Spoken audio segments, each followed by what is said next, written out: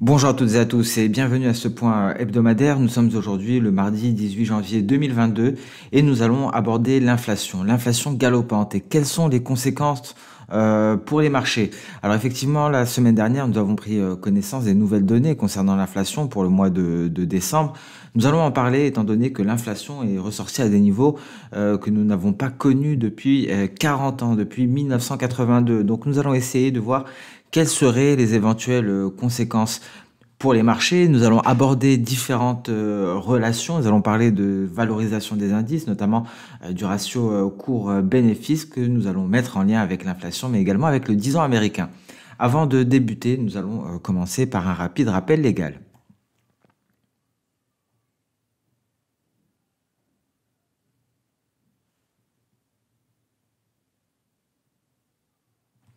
Voilà pour le rappel légal. Donc, focus de la semaine. Quelles sont les conséquences d'une inflation élevée pour les marchés? On va essayer d'évaluer les différentes conséquences et en tirer des conclusions. Tout d'abord, vous voyez ce chiffre de l'inflation. On voit ici une inflation galopante, une inflation qui monte en flèche. On atteint des niveaux qui n'ont pas été observés depuis 1982, hein, donc des niveaux extrêmement élevés. C'était ici très exactement depuis 40 ans. À cette époque-là, en 1982, il faut savoir tout de même que le 10 ans américain était à 14%, alors qu'aujourd'hui, on est à 1,73%. Un petit peu plus, hein, ce matin, il me semble qu'on est même à 1,80%. Par ailleurs, le PE, le ratio cours-bénéfice du S&P 500 était à cette époque-là à 7,7. Aujourd'hui, il est à 30. Donc effectivement, une inflation qui correspond à celle que l'on avait il y a 40 ans, en 1982, mais c'est tout ce qui correspond concrètement. À l'époque, on avait un 10 ans américain, un rendement du 10 ans américain largement supérieur et on avait également un ratio cours-bénéfice largement inférieur.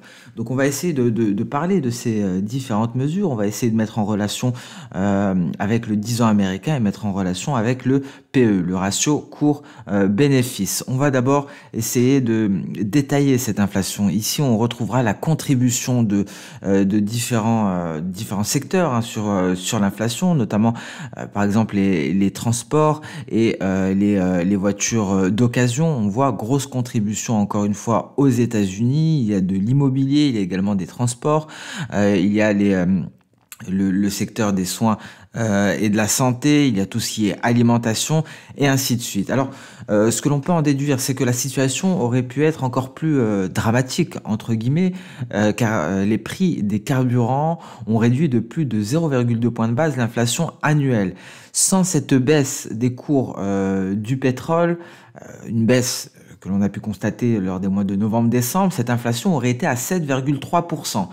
C'est l'effet du nouveau variant Omicron, hein, parce que les cours du pétrole se sont repliés en conséquence de cette propagation, de la propagation de ce variant. Alors par la suite, il s'est avéré effectivement que ce variant n'était pas aussi dangereux que ce que l'on craignait à la base, étant donné qu'il et en conséquence, pardon, il n'a pas abouti à de nouvelles restrictions, il n'a pas abouti à de nouveaux confinements stricts, par exemple, parce que je vous rappelle que ce sont les mesures de confinement qui pèsent sur la demande mondiale de pétrole, parce que lorsqu'il y a des mesures de confinement, la demande de pétrole chute drastiquement, et donc en conséquence, cela pèse sur les cours du pétrole, car s'il y a une baisse de la demande, il y a une baisse du prix, et cette fois-ci, ça n'a pas été le cas. Donc on a eu une baisse, une première réaction, par la suite on a été rassuré quant à ce nouveau variant Omicron, et cela a permis au cours du pétrole de se redresser, et la baisse a déjà été quasiment effacée sur le marché pétrolier, étant donné que ces craintes concernant le nouveau variant se sont dissipées.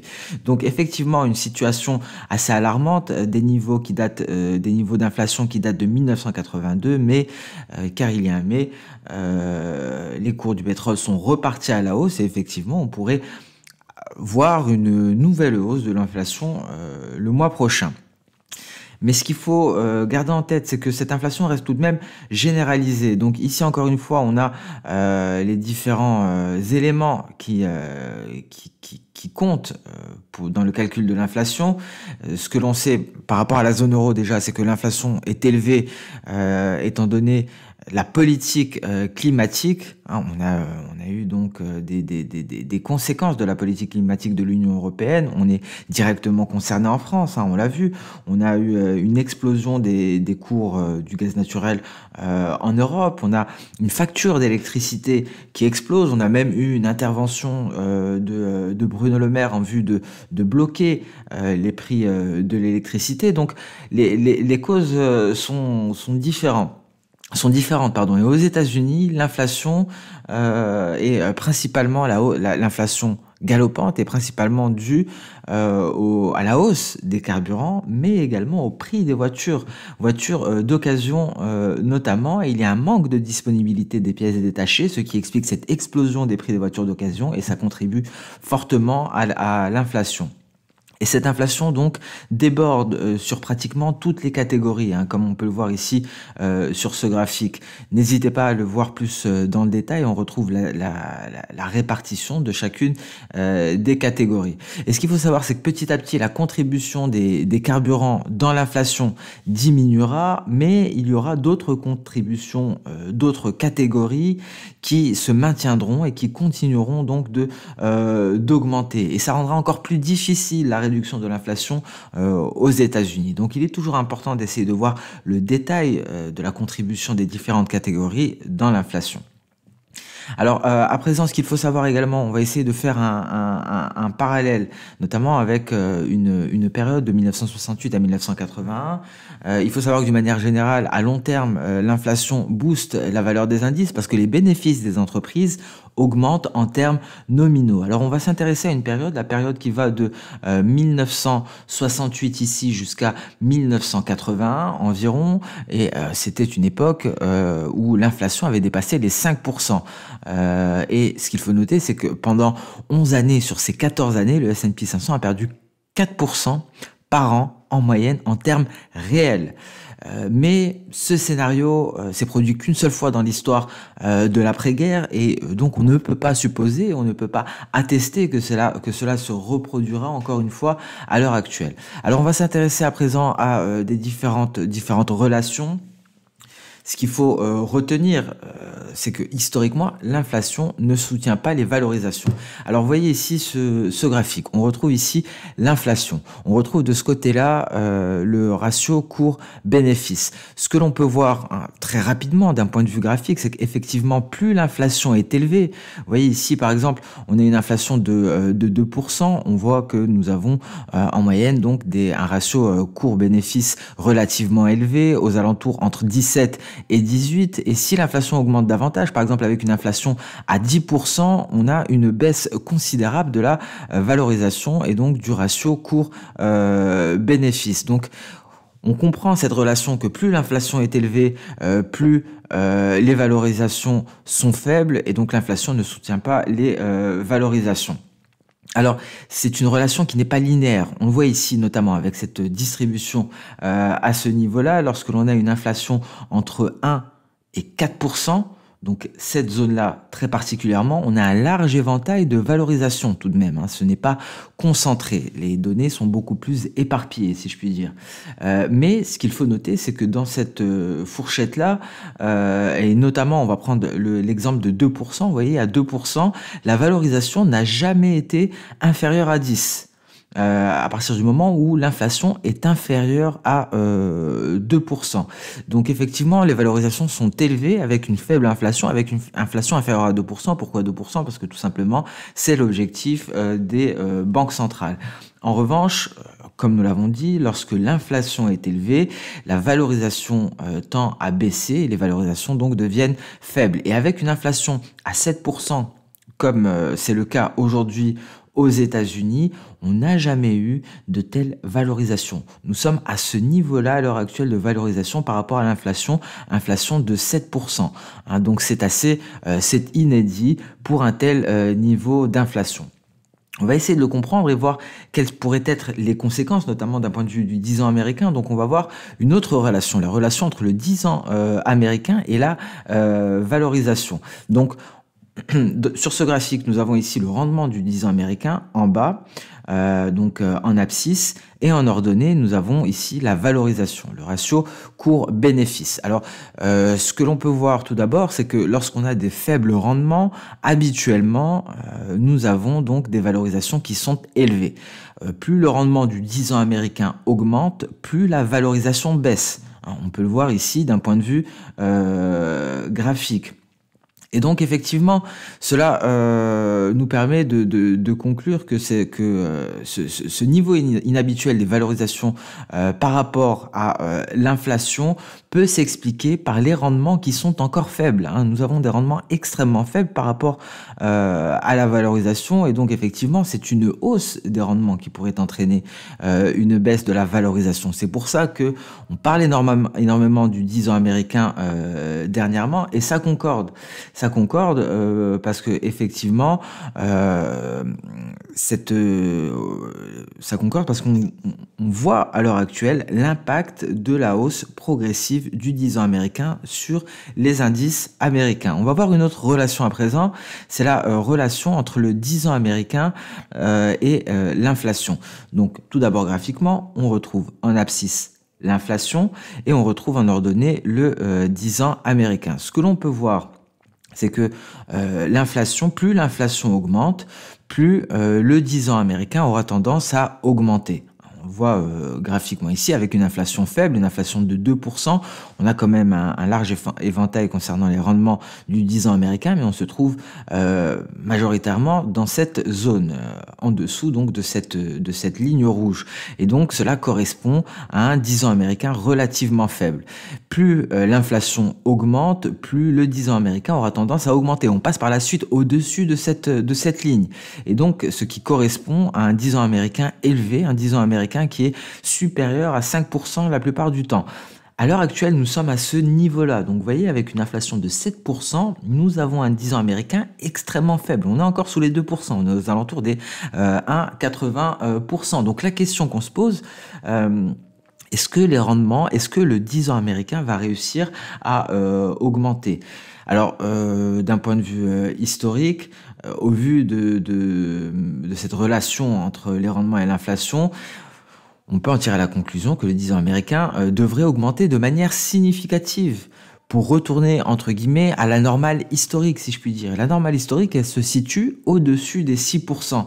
Et effectivement, les annonces actuelles de la Réserve fédérale américaine vont dans ce sens. Mais, car il y a un mais, les marchés ne semblent plus croire en la Réserve fédérale américaine. Et ici, on peut le voir, c'est le dot plot de la Réserve fédérale américaine. Le marché n'a plus confiance à la Fed et le marché ne croit pas en un resserrement conséquent. La Fed envisage une augmentation inférieure à la médiane pour le mois de décembre 2021, alors qu'à l'époque, il n'était pas du tout question de réduction du bilan. Et la réduction du bilan, on en parle de plus en plus. La semaine dernière, on a eu de nombreuses interventions de la part de membres de la Réserve fédérale américaine. Alors, est-ce que le marché sera désagréablement surpris, c'est la question, et ça reste probable. On verra par la suite les différentes déclarations des membres de la Réserve fédérale américaine. On va essayer de les décrypter. Donc, est-ce que la Fed tiendra sa parole? Donc, voici les différentes déclarations de Jérôme Powell. Donc, tout d'abord, cette année, je m'attends à ce que la Fed relève les taux, mette fin aux achats d'actifs et peut-être plus tard dans l'année, permette la réduction du bilan. Donc, on commence à aborder cette réduction du bilan. Donc, selon Jérôme Powell, il faudrait 2, 3, 4 réunions même pour décider des modalités de la réduction du bilan. On notera que la 4e réunion aura lieu le 15 juin, donc c'est une date qui sera très certainement importante. Et pour obtenir une longue expansion, nous avons besoin de la stabilité des prix. Donc, encore cette inflation, nous utiliserons nos outils pour faire baisser l'inflation. Il s'attend à ce que l'offre s'améliore dans le courant de l'année, sinon l'inflation risque de s'installer durablement. Et l'offre, ça également, ce sera très important parce qu'on va voir pourquoi lorsqu'on va décrypter un peu plus tard. Juste en dessous.